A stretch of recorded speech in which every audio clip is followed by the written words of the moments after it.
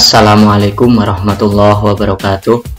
Jumpa lagi dengan Pak Jalil. Pada kesempatan kali ini kita akan membahas materi cerita, yaitu cerita tentang fikih yang ada hubungannya dengan minuman haram. Ya, ini tentang kisah Kiai Barsisa yang ahli ibadah tapi matinya dalam keadaan kafir. Oke, langsung saja dengarkan cerita berikut.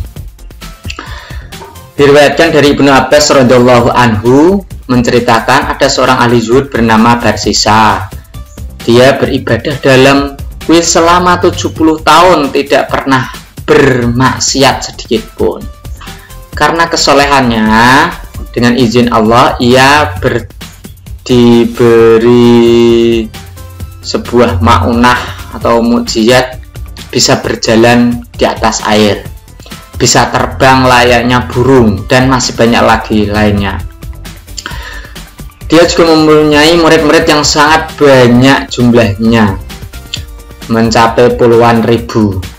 Karena dengan kesolehannya itu membuat iblis atau setan menjadi gusar, ingin menjerumuskannya. Sebab sifat iblis atau setan memang ingin selalu menyesatkan orang-orang yang beriman menjadi seorang yang kafir. Dengan segala upaya dan tipu daya mereka, seperti terkandung dalam surat Al-A'raf ayat 16-17 yang artinya, karena engkau telah menyesatkan aku, pasti aku akan selalu menghalangi mereka dari jalanmu yang lurus. Kemudian pasti aku akan mendatangi mereka dari depan, dari belakang, dari kanan, dari kiri, dan engkau tidak akan mendapati kebanyakan mereka bersyukur. Ini adalah janji setan untuk menyesatkan manusia. Setelah itu para setan sepakat untuk mengutus salah satu darinya untuk menyamar menjadi murid baru di tempat yang Barsisa pimpin. Jadi setan itu bersepakat untuk mengirimkan sebuah misi. Salah seorang setan diutus menjadi murid Barsisa. Murid baru tersebut dengan tekunnya beribadah mengelabui orang-orang di sekitarnya. Dia tekun dalam ibadah. Saat yang lain sholat, si setan iblis tersebut mengikutinya. Begitu pula melakukan ibadah-ibadah yang lain, selalu diikuti. Bahkan ibadahnya tampak seolah-olah melebihi murid-murid yang lain, sehingga menjadi perbincangan di kalangan mereka. Suatu saat kabar tersebut terdengar oleh si Barsisa. Maka demi mengetahui yang sebenarnya, Barsisa mulai mengamati gerak-gerik si murid baru tersebut. Saat Barsisa dan para muridnya sholat, si murid tersebut ikut melakukannya. Sampai-sampai yang lain termasuk Barsisa selesai. Singkat cerita, Barsisa mengagumi muridnya tersebut dalam taatnya beribadah. Muridnya ini beribadah melebihi aku. Sampai suatu hari Barsisa bertanya kepada muridnya itu, kamu begitu tekun beribadah melebihi aku dalam melaksanakannya. Apa yang menjadikan kamu begitu? Ditanya seperti itu, si murid menjawab, saya melaksanakan begini karena pernah berbuat dosa besar, dan sekarang saya sangat menyesalinya. Maka dari itu saya sekarang tekun sekali beribadah. Jadi kalau belum pernah melakukan dosa besar, pasti belum mau bertobat seperti saya ini. Si murid mulai ancang-ancang untuk menjerumuskan si guru, yaitu Barsisa. Kemudian Barsisa bertanya lagi, dosa apa gerangan yang membuat kamu bisa menjadi seperti sekarang ini? Muridnya menjawab, membunuh seseorang. Barsisa kemudian kaget mendengar jawaban tersebut. Murid tersebut melanjutkan jawabannya, kalau Kiai mau membunuh orang dulu agar bisa taat seperti saya ini. mulailah murid tersebut menebar perangkapnya. Kemudian Barsisa menjawab, apakah kamu tidak tahu bahwa membunuh itu dosa besar? Saya jelas tidak mau melakukannya seperti itu. Murid kemudian bertanya lagi, bagaimana kalau berzina? Nah, mencari cara bagaimana agar Barsisa tersebut ikut si murid, mau mengikuti si murid. Sang kiai menjawab, tidak mungkin orang seperti saya melakukan perbuatan zina, karena hal tersebut juga dosa besar. Si murid pun tambah semangat untuk menjerumuskan Barsisa tersebut. Bagaimana kalau minum arak? Itu kan dosanya lebih ringan dan mudah diampuni oleh Allah, kata si murid dengan terus merayu si Barsisa agar menuruti kemauannya. Sampai akhirnya si Barsisa menyetujui perkataan si murid untuk minum minuman keras, nah, demi bisa melakukan ibadah seperti yang murid lakukan tersebut. Si murid gembira sekali mendengar ajakan untuk menjerumuskannya, mulai menampakkan hasil. Lalu si Barsisa minum minuman keras. Akhirnya setan berhasil membujuk Barsisa tersebut. Ringkas cerita, pada saat berpisah, setan mengajari Barsisa doa-doa untuk menyembuhkan orang sakit dan gila.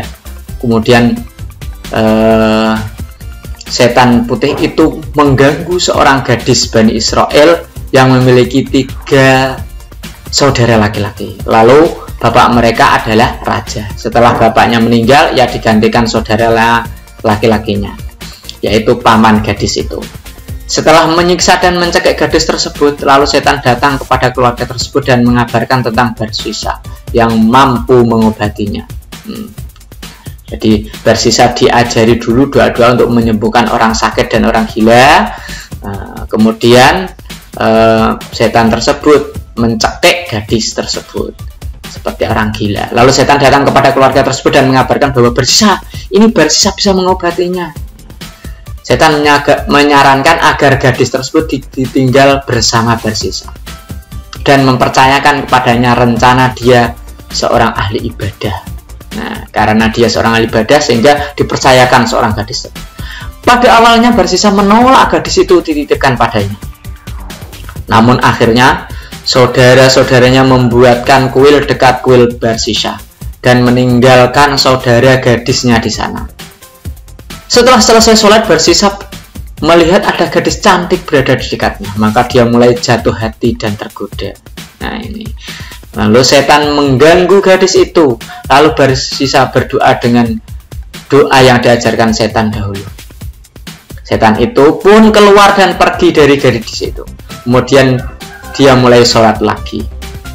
Setan itu datang kembali dan mengganggu sang gadis, maka tanpa sengaja tubuh gadis terbuka. Dan setan membisikkan Barsisa, gaulilah gadis itu. Gaulilah gadis itu, dan setelah itu kamu bisa bertaubat. Dan setan pun berhasil Barsisa menggauli gadis tersebut, sehingga gadis tersebut menjadi hamil dan terlihat mengandung. Si murid yang dari tadi menemaninya berkata, kalau semua orang tahu Kiai melakukan ini semua, pasti akan membuat malu. Sebaiknya bunuh saja sekalian, setelah itu kamu bisa bertaubat. Dan apabila keluarganya menanyakan, maka katakan pada mereka bahwa gadis itu dibawa kabur oleh setan yang telah mengganggunya, dan kamu tidak kuasa melawannya.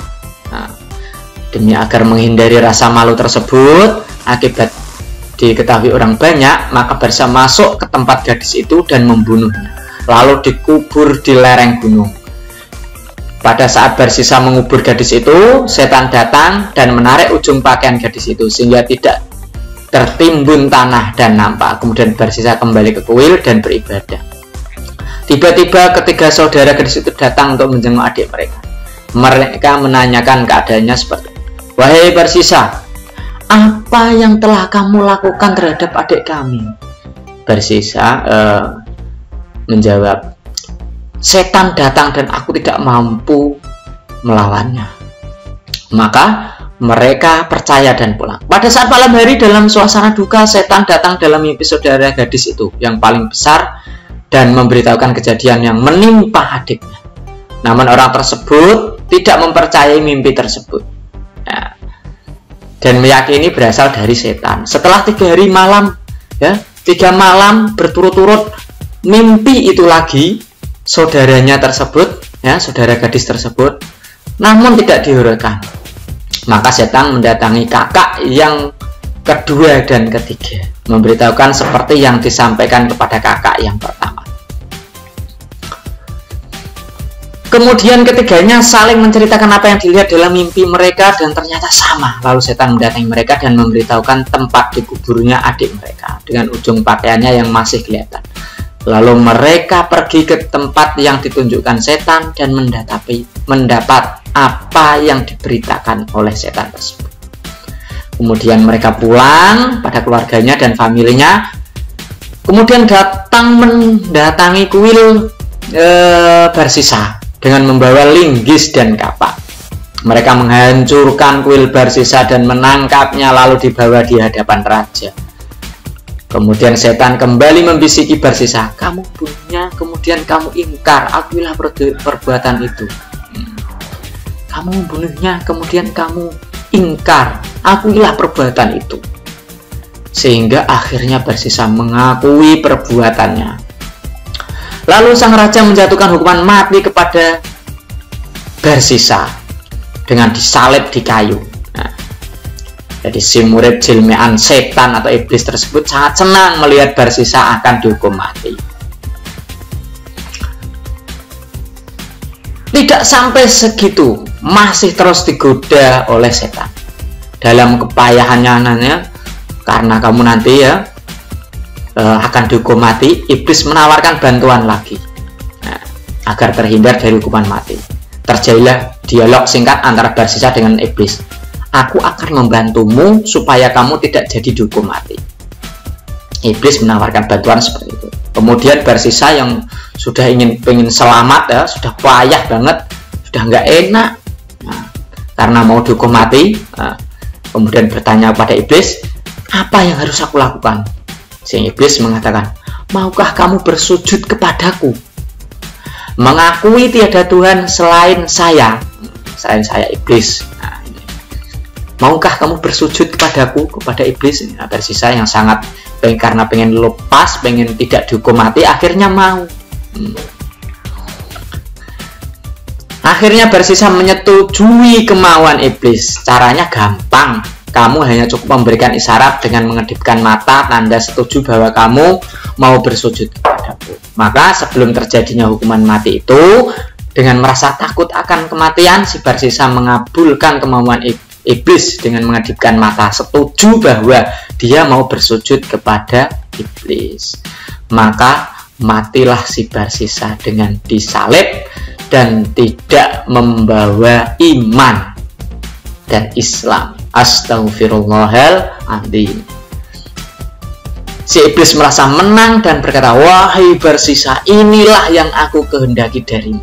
Akhirnya kamu mengikutiku dan kafir terhadap Tuhan. Sesungguhnya aku berlepas diri dari perbuatanmu dan aku takut terhadap Tuhan semesta alam.